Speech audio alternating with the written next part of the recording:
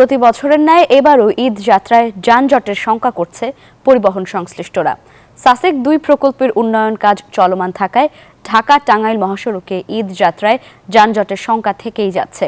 জেলা প্রশাসনের পক্ষ থেকে যদিও প্রতি বছরের মতো এবারও ঈদ যাত্রা যানজট মুক্ত রাখতে নানা উদ্যোগ নেওয়া হয়েছে।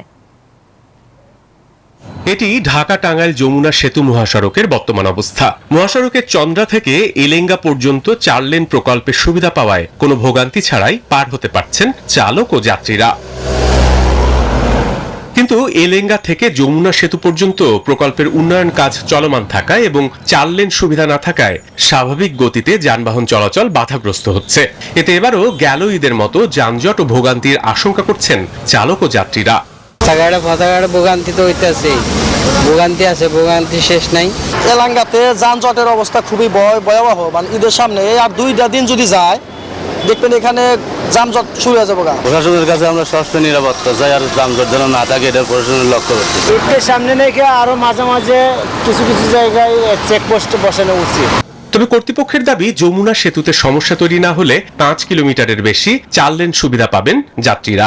সেই সাথে মহাসড়ক যানজট মুক্ত স্বস্তির ঈদ যাত্রা নিশ্চিত করতে সব ধরনের চেষ্টা করা হচ্ছে বলেও জানায় তারা।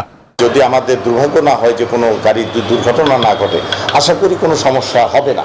আমাদের পর্যাপ্ত ব্যবস্থা নিয়ে আছে, পর্যাপ্ত পুলিশি ব্যবস্থা নিয়ে আছে। 2 লেন দিয়ে ঢাকামুখী গাড়ি যাতায়াত করবে এবং 2 লেন দিয়ে উত্তরবঙ্গগামী গাড়ি যাতায়াত করবে। এবং আমরা আশা করতেছি যে এই ঈদেও গত ঈদের নেই কোনো ধরনের কোনো জ্যাম কিংবা ভোগান্তি শিকার হবে না। স্বাভাবিক সময়ে এই মহাসড়কে উত্তরবঙ্গ সহ 24 জেলার 10 থেকে 15 হাজার যানবাহন চলাচল করে। তবে ঈদ যাত্রায় তা বেড়ে যায় 3 গুণ। Desk report, news 24।